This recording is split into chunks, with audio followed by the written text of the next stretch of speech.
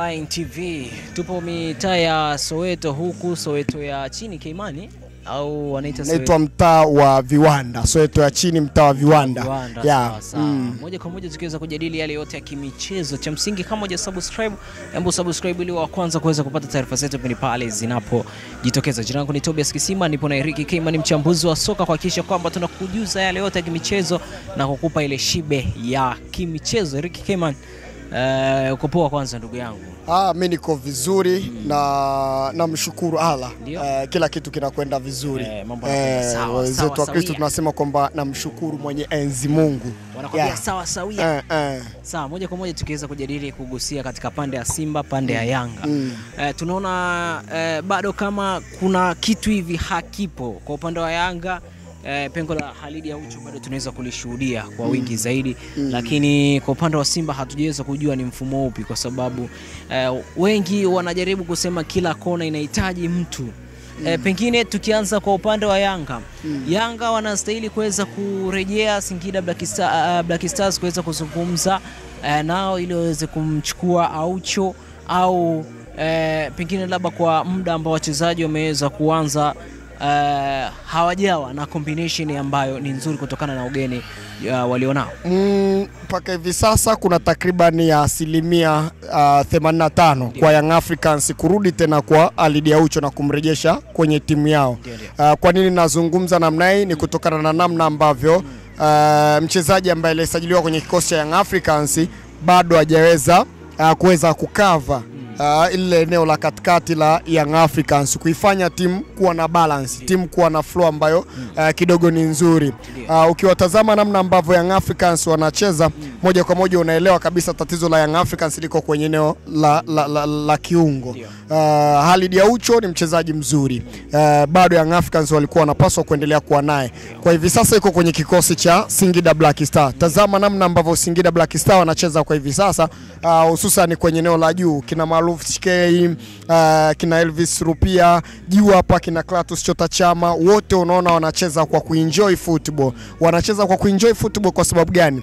Uwepo wa Khalid Aucho kwenye eneo la katikati unamfanya Maruf Chikei, unamfanya Clatous Chota Chama Mwamba Lusaka aone kwamba hapa nyuma kuna mtu wa maana, anawafanya wao waweze kuenjoy football, wafanye kile ambacho kinatakiwa katika eneo la mbele. Ndicho ambacho Young Africans wanakikosa kwenye hili eneo.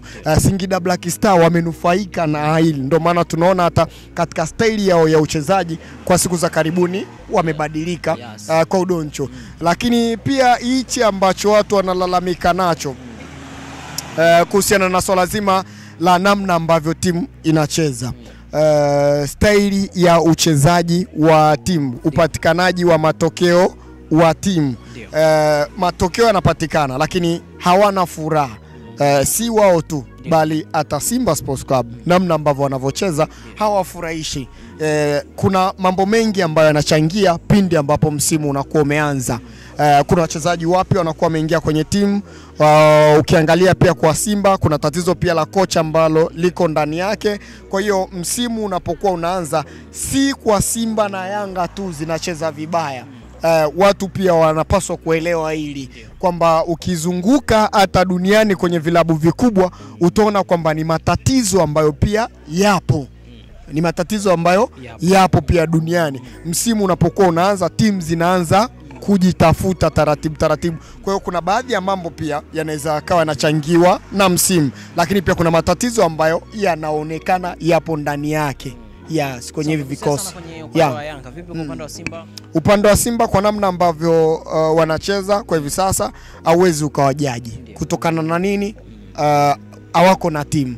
Alikuwa Davis Fadu kaiandaa timu kwenye pre-season, sasa hivi yuko pale Hemedi Suleiman Morocco, na ni kocha wa mechi hapa tu ilikuwa kwenye ligi kuu Tanzania bara. Suleiman Matola anaendelea kama kawaida, maana kwamba hii na kuonyesha kwamba Simba wachezaji wenyewe kiphysical mentality kwenye kichwa, namna ambavyo wanachokifikiria kwenye timu hawako comfortable. Kwa sababu gani? Hawana uhakika wa kocha ambaye wapo naye kwa wakati huu, ambaye anaweza akawaonyesha katika njia ambayo inayohitajika.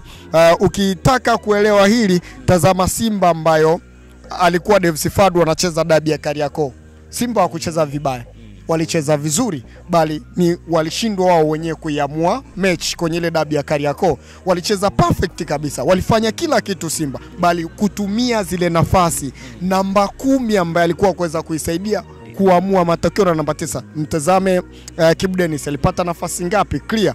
Kwa hiyo chini ya Davis Fadu Simba walikuwa wanacheza vizuri. Hivi sasa kuondoka kwake kuna namna ambavyo si viongozi wanapaswa kutafuta kocha wa muda mrefu mwenye kuendana na falsafa ya klabu ya Simba ili wachezaji waweze kuadapt, wachezaji wawe na ushirikiano mzuri, wacheze. Wana wachezaji ambao ni wazuri. Ndio tumeona kwamba Davis Fadu alizungumza hapa kwamba anahitajika mchezaji wa X Factor ambaye mwenye uwezo wa kuamua mechi.